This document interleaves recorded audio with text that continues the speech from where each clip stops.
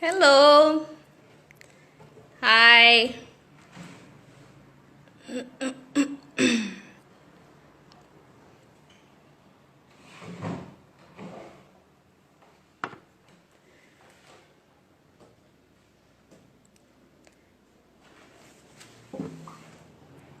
Good afternoon, good morning. I don't know what's the time there. Hi, Zuki. Hi, Denise. Ah, Denise, that's you. Hi.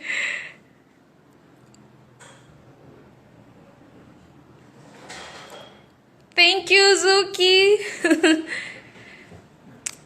So I guess we'll be waiting a couple of minutes more until more people can join.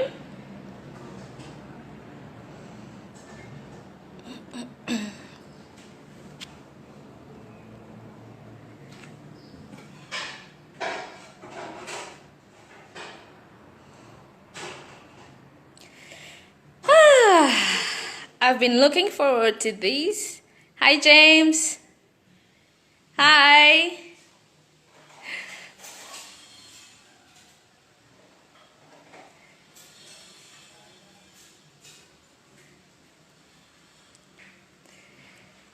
Okay. Reading is prepared.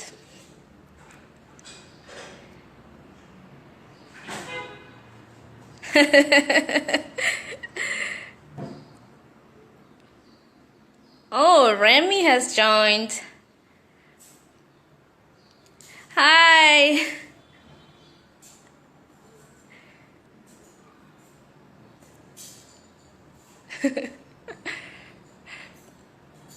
So, I guess I'll start by bom dia, boa tarde. I can introduce myself a little bit. My name is Virgília Ferrão. I'm an author from Mozambique. And welcome to one more session of Afrolit and Frontières. And I'm really thrilled to be here. Hey, Mom! Hi!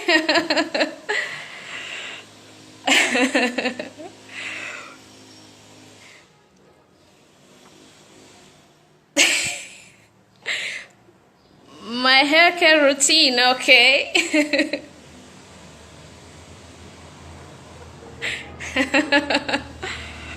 You guys, I can see now the usual suspects here that I've been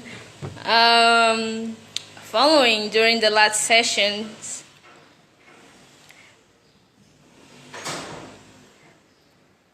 Anyone from Mozambique here? I see that my mom, Denise, is there.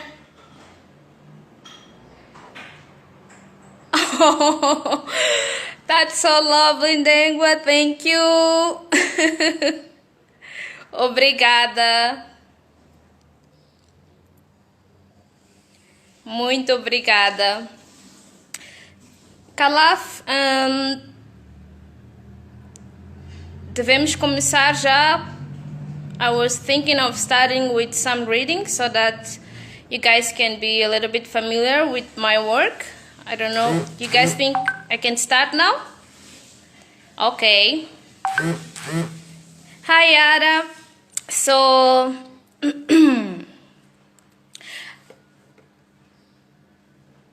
I propose that we start now with a reading of a small part of one of my books. I have 2 books published so far, and this is the last one published, the second. I don't know if you can see the cover. I'll be mixing the languages in Portuguese also for the other people that are here. Vou ler bocadinho o Inspetor de Shinzimila, which is I would say a romance with a love story, but also a little bit of a detective story. So okay, let's do this, I guess. I have prepared some background music to go with the reading. Just bear with me, I'm getting it ready.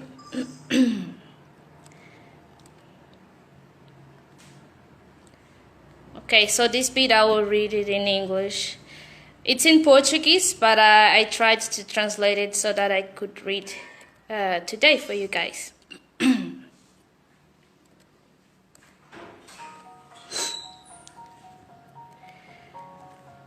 Next morning, I was up early, despite a slight headache and still feeling remains of alcohol vibrating in my blood.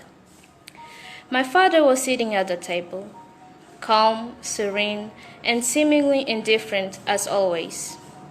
I tried to start a conversation, but it didn't take long for him to get up and go to his room, leaving me alone. Since I also had activities to do, I didn't give a damn and left the house. Had to go to the administration. Went walking because I wanted to smell the red earth, the ripe mangoes, sweet potatoes, and corn cobs. Oh, how I miss those. Back at home at night, I let myself be quiet, breathing the air of the leaf trees around the yard. But even breathing was difficult. Although surrounded by the family, I felt unhappy with the anguish of the isolated. I needed someone to free me from that hardship and make me believe that I was really at home. But maybe only one person could do it.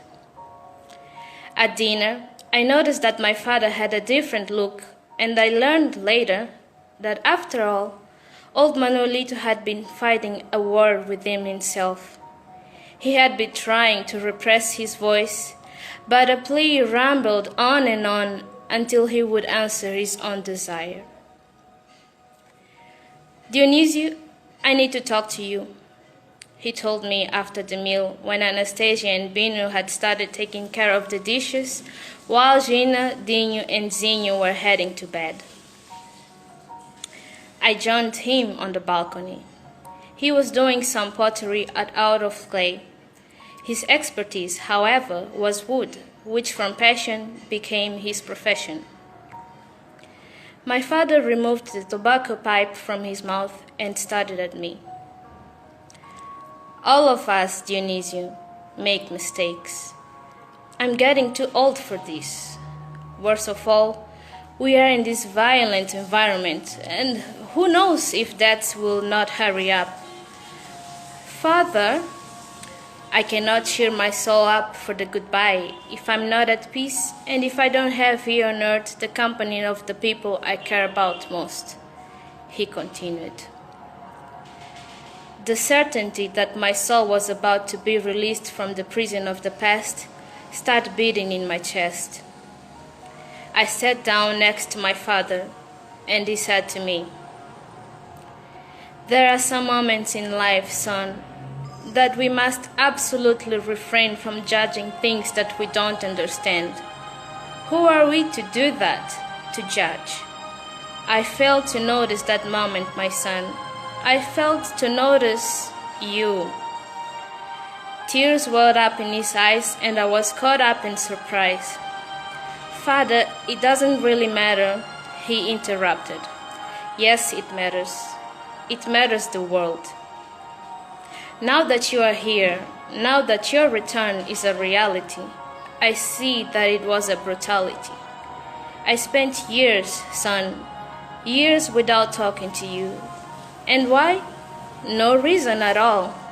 Today, I see that it has never been your fault. On the contrary, you did the right thing."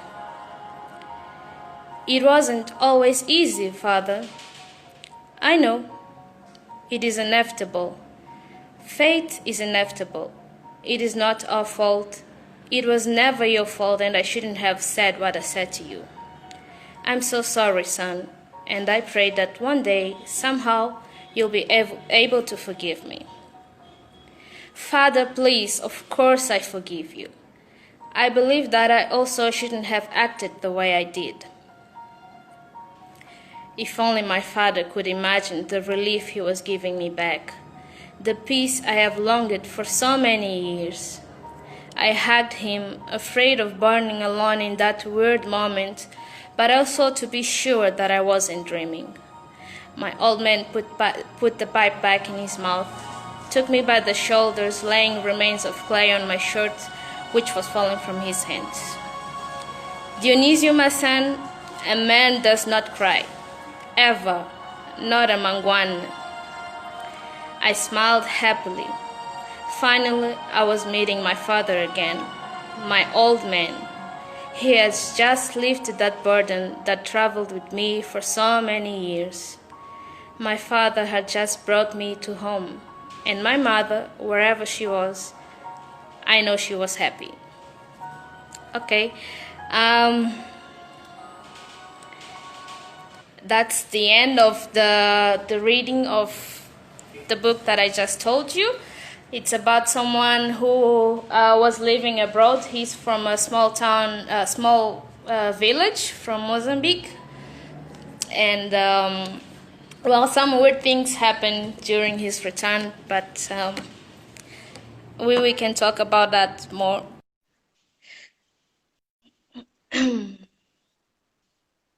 Thank you. Glad you like it. Hello. Hi, Kalaf. How are you? I'm good.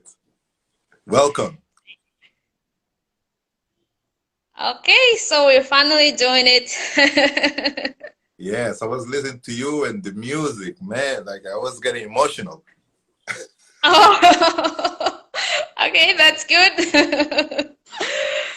So Well, how are you? How are I'm you today? good. Yes, we just take a weekend, which is lovely. So it's like a family day.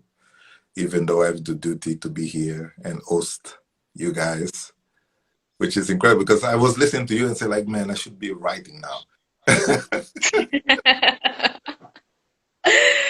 Well, thank you, and it's also a pleasure we are meeting like this. But I'm honored to meet you and to meet everyone here. Actually, Fantastic, fantastic. Um, Look, I have a couple of questions, but of course, the audience will make questions as well. I can start right there. Like, why the choice of music to go along with your reading? Did you write listening to music, or do you use music to construct your scenes, your novels? yeah, music is part of my routine. I work with music when I'm doing my office work, or even when I'm writing. And when I'm creating stories, I need music. So I guess it's part. I really enjoy working with music, and I must confess I wasn't feeling. I don't do readings a lot, so I thought, well, with some background music, the things can go smoothly. So I thought I could use some music. No, that was fantastic. Um, and another question that I have was Okay. um, well, I will ask about literature in a minute, but the book has a trailer, a very Nollywood Oh. movie. You found the trailer. Of course, Okay. of course, detective book by the Gillenses. Um, how came about? Did you direct that movie yourself? Yeah, I did. Those were great times, and all the actors, let's say, that were involved are actually family and friends. So I challenged them to be part of the book trailer, and we had an amazing day doing the footage and stuff. So I did the script for it, but then I had help, of course, of some friends. Yeah. Did you when you watching the result, did you consider like going in a like a feature film and create actually out of the book? No, I didn't actually, but after that, some people suggested that I could maybe consider that taking um, a step forward and trying to think of proposing or producing a movie, but that was not the intention. I just wanted to share with people to increase their interest in and just to tease a little bit, but no goals initially to think of a movie or something like that. Okay. Okay. Cool. So let's go back a little bit in the book. Of course, you read a little bit and you spoke. Is about a character that moves back to his village and finds romance, and there is the relationship with the family, the father, the secret that is basically like a shadow within that family. How this story came about? How you decided to write about this inspector? Yeah, good question. I never know the answer to that, but I, there were two things. My background is in law, so at the time when I was studying, I really liked criminal law. So now I don't very much, but during those times I liked criminal law. Sorry, my cell phone.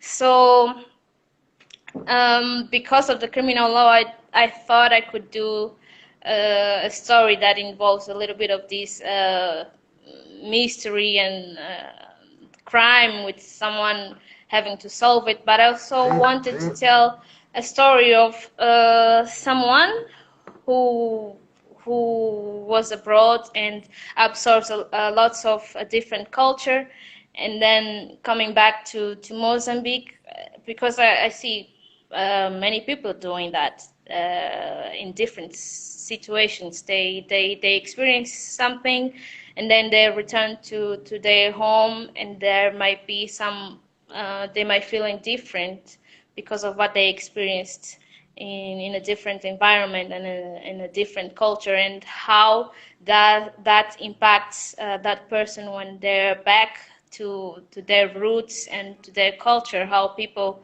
can react. So I Mhm. just wanted to have these two things mixed in a story, but it's not like it's based in a specific reality of someone, but it's something that can happen to all of us.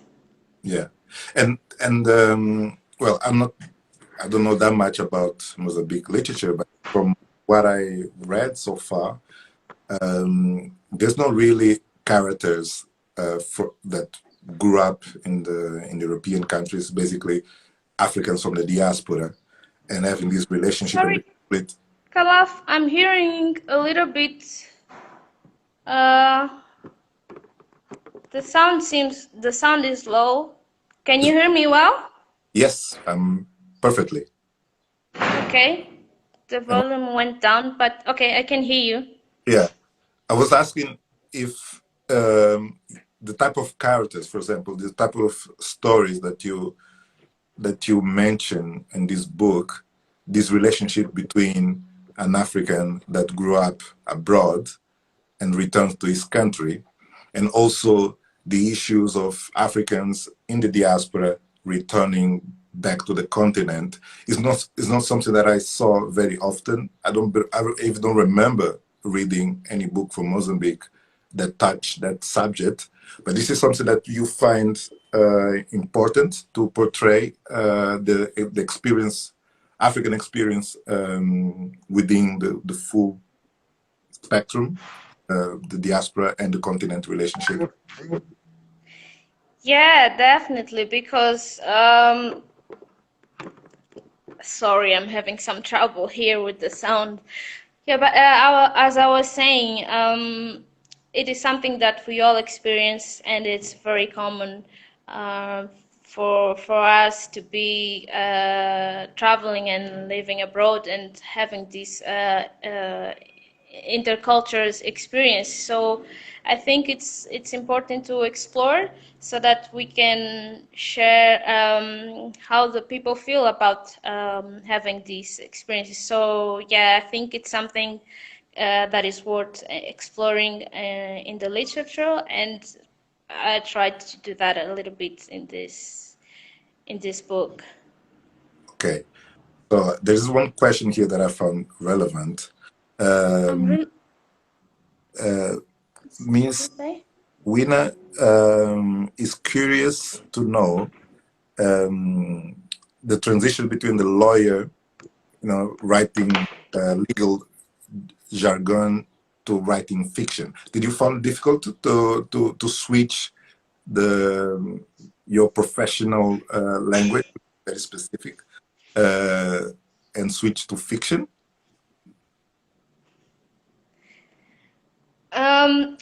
Kalaf, can you just give me a second?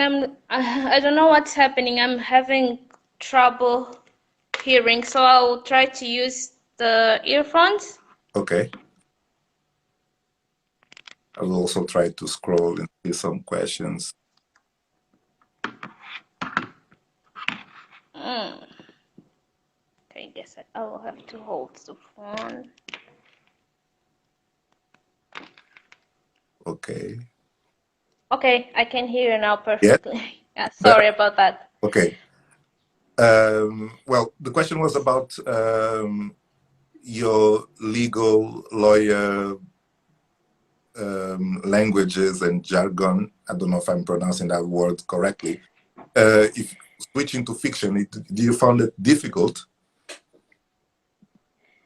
No, and well, I didn't find it difficult. I don't use many of the terms from law in that particular book, but it was an advantage since the character himself he studied law and then he did some studies in the police to become a detective, but it was an advantage to have some knowledge in law to use it in the book, but I don't think that they are really that connected.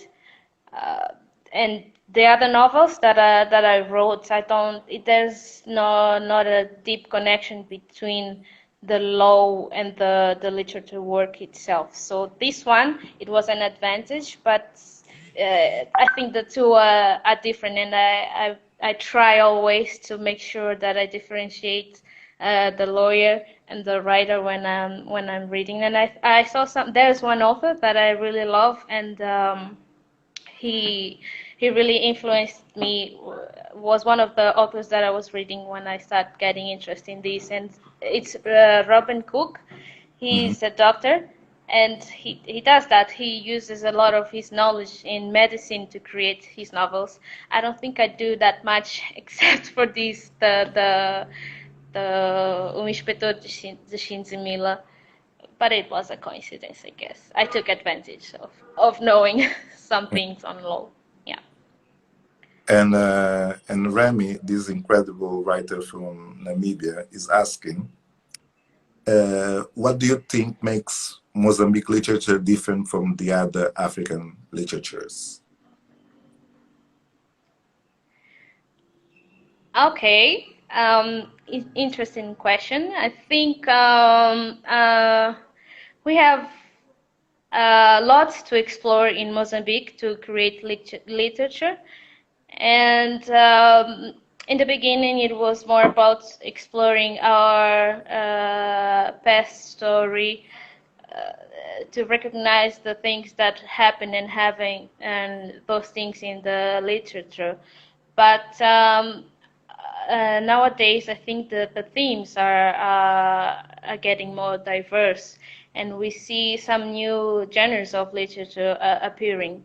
And in terms of poetry, I would say that I believe that we have some great writers, and I believe that that makes us somehow outstanding in terms of the literature. We are embracing some new genres, and there are many new authors also appearing now. So it's a mix of the authors from the previous generation, the old ones, and then this new authors, the new generation coming up, and we are all creating literature and exploring themes without any restrictions, and I think that is wonderful. Yeah, and do you go back and take influence from the previous generation? Do you have a few heroes from the Mozambican literature landscape? Yeah, I do. I like who else I will mention. Miyakoto and Paulina Shiziani. They are two of the most known authors nowadays. I like the work of Craveirinha also, very known in Mozambique.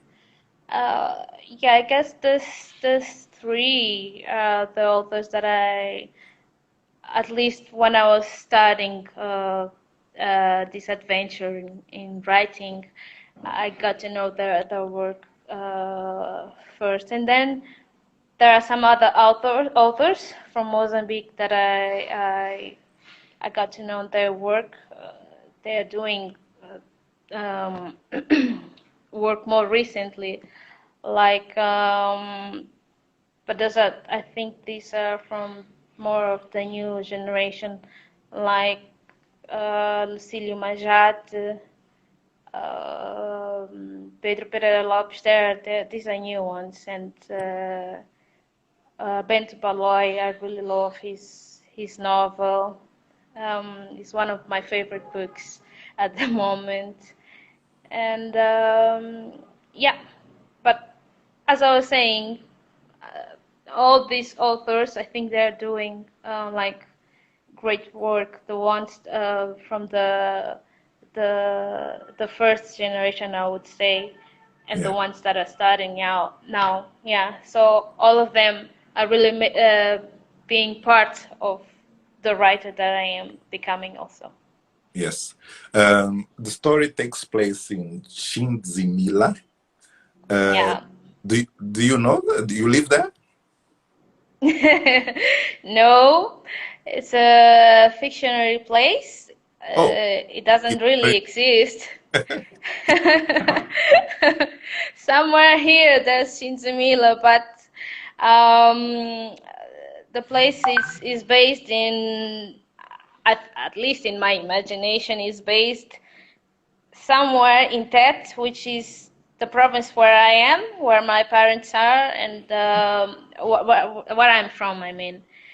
And particularly in a district where my grandparents were from. So it's a place that is very close to my heart, and I used to go there as a child, so listening to stories of my grandmother. So all of these helped me creating then this story. So Shinzimila, I would say that it's, if I had to say where it is, it's in Tet. Yeah.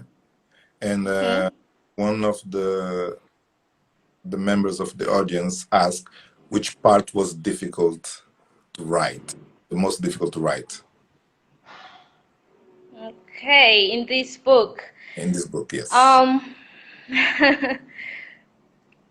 Good question.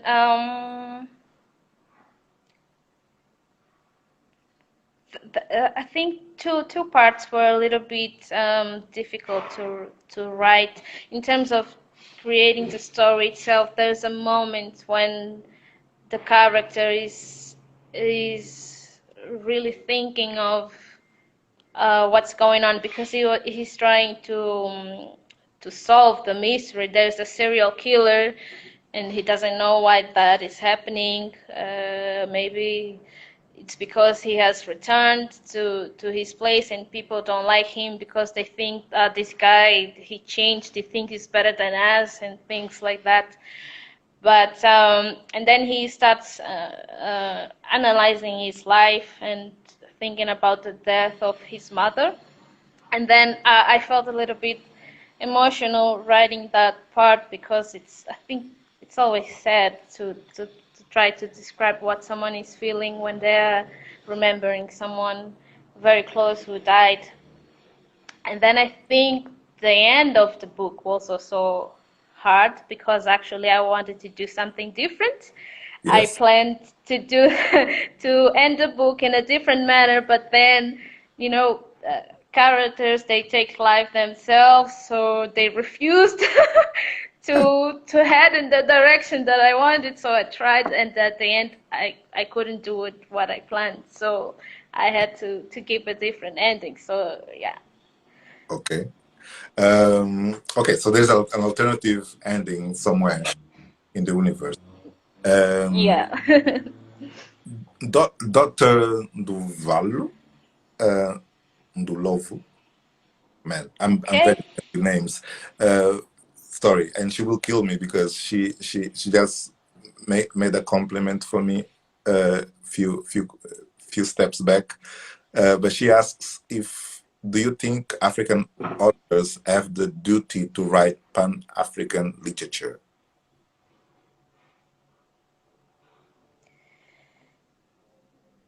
Mm, to be honest, no. I don't think there's a duty for I would like a duty and obligation. No, I don't think I would say they have that duty. It's good if they do it, and if it's something that they want to communicate and it's important to them, yes, that would be most welcome. They will be most welcome to do, and that's what many authors do. But I think that the most important thing is to write about what you really feel writing, and the things that you love and that it's important to you, or somehow that you wanted to share with the world, because that is the way that the readers will relate and feel what you're trying to transmit. So I think the writers are there to share their stories, to share their experience, and it doesn't have to be like in a specific theme, or to talk about just Africa or our experience. So I think it's just important to say what they want to say. Remy has a question. He wants to know what's your relationship with the Portuguese as your language of literature and your native Mozambique language. So what's the relationship between the two? Yes, you write in Portuguese, Okay. huh? Yeah. I do write in Portuguese. In my native language is Nyanja, which I also mentioned in the book, and I try to use some expressions in Nyanja actually. So, but I have to confess that I'm not very fluent in my local language. Although I was really surrounded in an environment where everyone speaks Nyanja, but I speak a little bit, but I'm not fluent. So, but I always try to make sure that the at least some expressions in my local language, my native language, or even some Bantu expressions are present in my novels, because that is part of the characters, that is part of who we are. Mozambique is diverse, and we have many languages, different languages, not only Portuguese. So it's going to always be part of my work, at least the way that I see things now. Okay. You promised me, I don't know if you still wanna do that, to read, well, you suggest in fact to read another passage for another from another book. I'm published, the one that won a prize. Oh, Congratulations. thank you. Okay. I'm thinking now of that idea because, for the inspector, I had something all prepared. But yeah, I think we can. Man, I don't mind. Whatever you feel. Like we Yeah. love to hear from you. I think it's a good idea, but it's just a very small bit of the. Let me search here. I have everything organized, very organized. All writers must be organized. I'm joking. um, okay. So this one that I'm about to read is from the novel called Sina, and it's a novel and tells the story. The story is in two different times.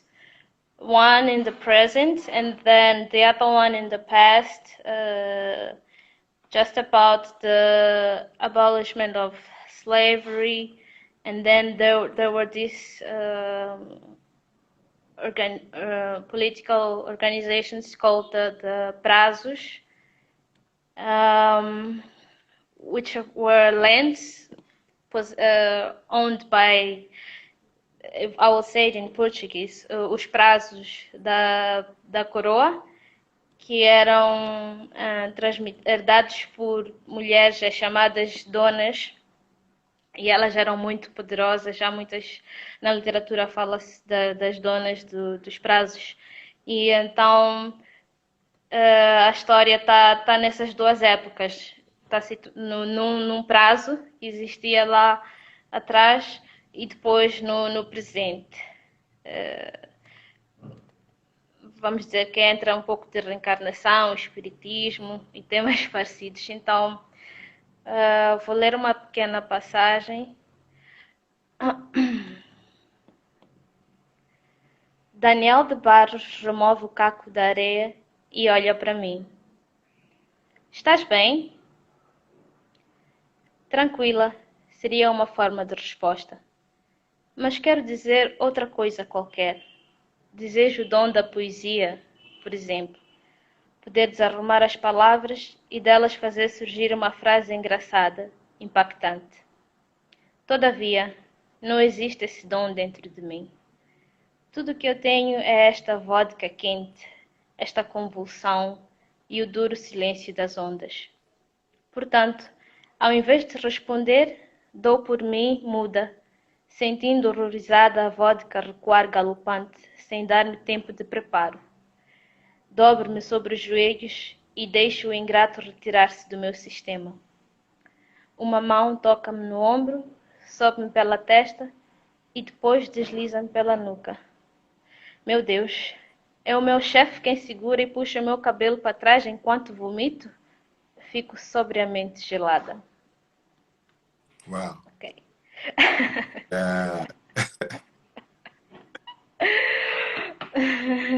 When we will see this book out?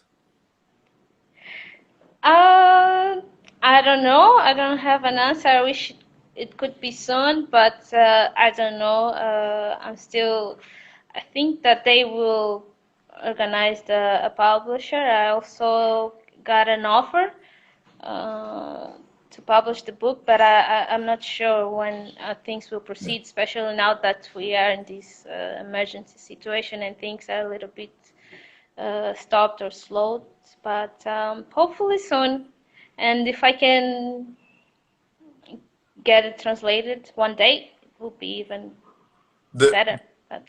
O Inspetor de Shinzimila was published in Brazil.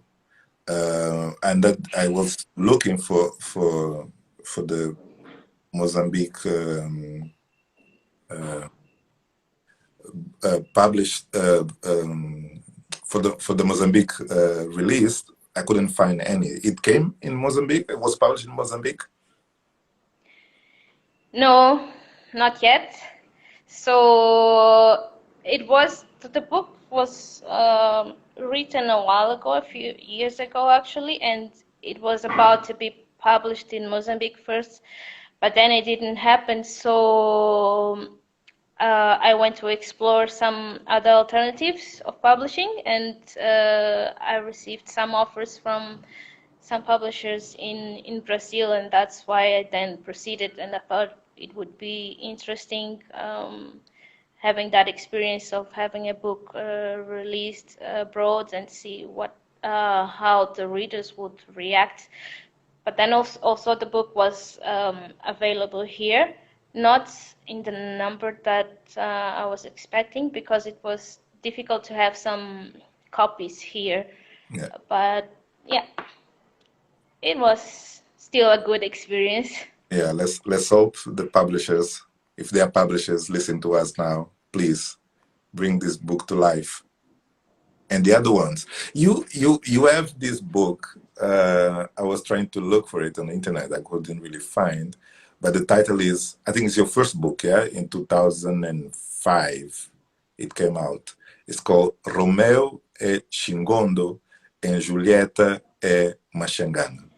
So Romeo is Chingondo and Julieta is Machangana. Can you tell us a little bit about this incredible twist on Shakespeare? Yes, sure. So that was the first novel that I wrote, and Shingondo is actually it's a term used to refer to the people of the north or center of the country, and Mashangani are more the people from the south region. So, but at the time when I was discovering this, I wasn't very familiar with the terms or the term Shingondu, which initially wasn't supposed to be bad. It refers to a warrior, but then it started to have this connotation, the bad connotation. And when I first heard, I asked my mom, so what does it mean, Shingondo? Why people are calling these to each others? And she explained to me, it's like calling someone a foreigner, but not in very good terms. So, and then the idea came from that conversation. I said, "Oh, really? I think I'm going to start to write a story that is going to be about a Romeo that is Shingondo and the Julieta that is Machangan." And the idea was just to get people to think of why there's this ethnocentrism, and why is it important that we're really that different, and actually we are not. The most important is that we have diversity, and that is what makes us rich. So I wanted to tell a story on the about these people, but it's not like, I should say, it's not like a tragedy on the way of Shakespeare, the Great, but it's more like a romantic story with a happy ending, just showing that everything is to be celebrated, especially love. Okay. Trying to get another question, but there's a lot of like shenanigans going on there. I'm trying to read, yeah, the questions, but it's so fast.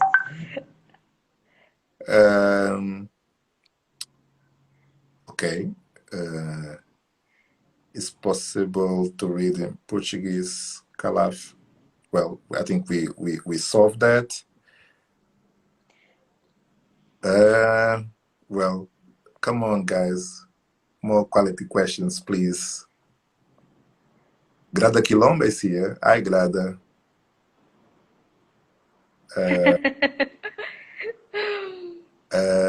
What else? Well, no questions? Or do I? Oh, man.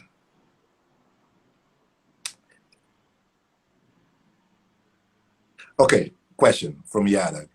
What you learned from the first and second book?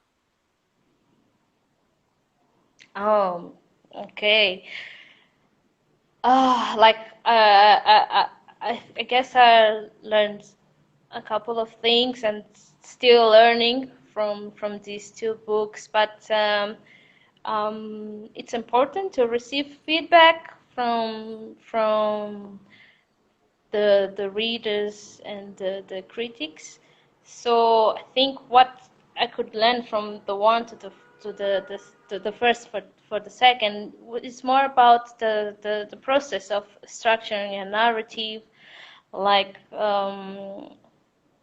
choosing how you want to narrate the story, if it's better to use the first person or the third, how to develop characters, how to best think of the dialogues. So, and one of the critics actually called me and said, listen, your book is great, the first one, the idea is very good, but you really have to work on the way that you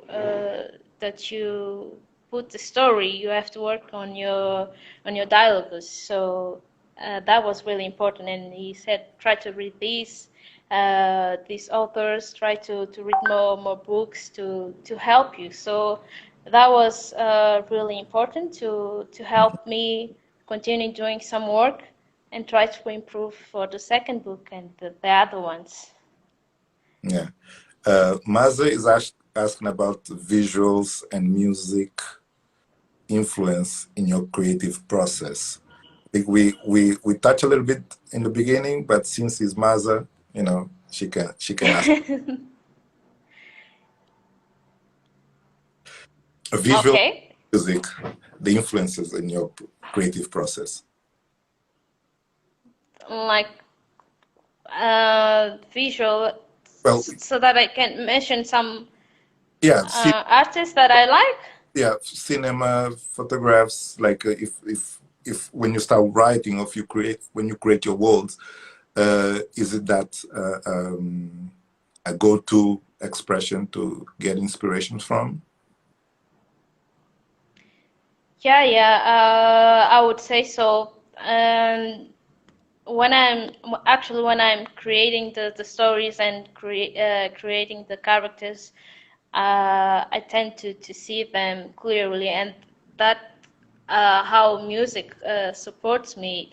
It helps me thinking of those characters, and in terms of some specific artists that I listen to, I mean it's many and different genres of music, but lots of Brazilian music. Oh, and I remember that actually when I was writing this detective story, I listened a lot to Richard Bonner. So the music made me really think of Dionisio, which is the name of the main character, returning home and facing all these challenges. So I listened a lot to Richard Bonner during those periods. And nowadays I like to listen to, as I was saying, some Brazilian artists like Jorge Versilo, Milton Nascimento, Okay. Flávio Venturini, Okay. Zé Ramalho. We Yeah. I will combine two questions because this writer made one that I was saving for the last, and since we are kind of approaching the end, I will make Okay. question and the second one that he just made. The first one was if ego helps writers. I hope I remember the question. I think that was the question. Se o ego ajuda os escritores a se estabelecerem. E a segunda pergunta é: você acha que um escritor, perguntas do guru, você acha que um escritor africano deveria se sentir pressionado a abraçar o eurocentrismo para apelar aos padrões ocidentais de publicação? That's an important question. Basically, let me try to translate it. It's like if African writers should be feel pressured to embrace Eurocentrism to appeal the Western publication standards. Okay. Again, I think that's a little bit similar to a question that was about if we should African authors should write about Pan-Africanism, Yeah. and so to this question, I would say no. I don't think we have to embrace Eurocentrism just to feel like we fit in the standards of what is now popular or accepted or I don't know, in trend. I don't think that's correct. We should just I remember there was an initial conversation with Dillman, and I was so marvelous at what he said, and he was I think speaking about why do we, I think he said why we would write about vampires and werewolves in stories, in African stories, while we can have some our own African legends or supernatural figures. And I thought that is really interesting, and it made me reflect about that a little bit. So I think you, as authors, we are free to do it. If we want to talk about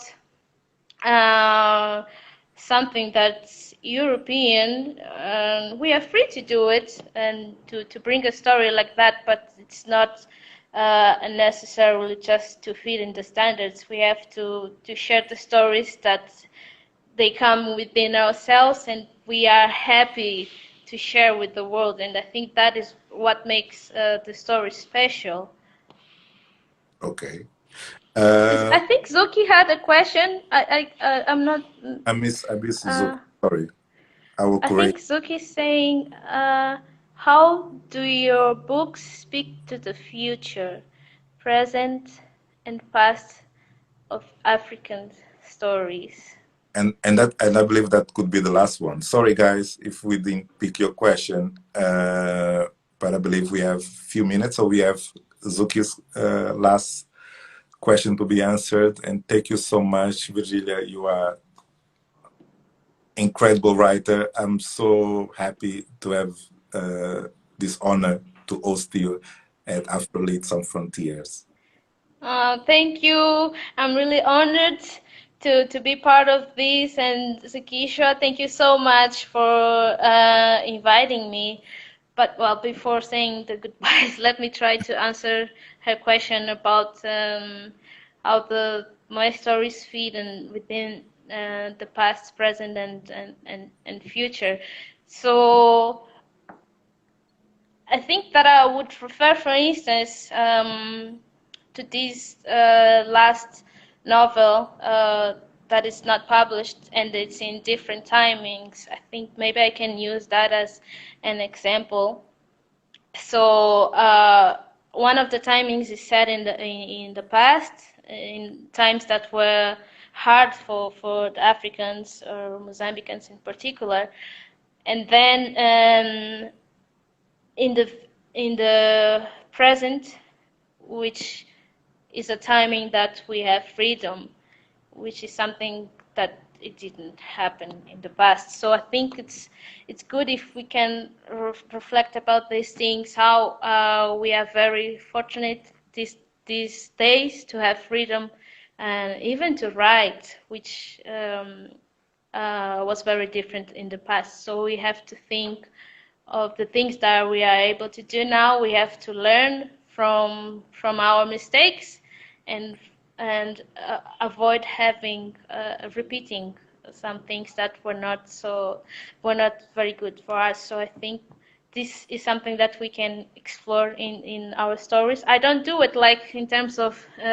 history. I don't write history books. My novels are more on fiction, love stories. I love writing love stories about friendship, family relationships, but I also try to use a bit history to support those stories. So I think it's an exercise that we can do to think of how the past and the present are linked to create a better future for us. Thank you. Please save this video. Okay. I will try. It was hard to, when I was trying with Suki, we had some troubles, but I think I'll try to get it right. Okay. Fingers crossed. Thank you so much. Okay. Thank you, Kalaf. I really loved, and thank you everyone for all the questions. It's my first live session like this, so I'm very honored. Thank you so much for having me here. Appreciate. Thank you. Okay. Bye.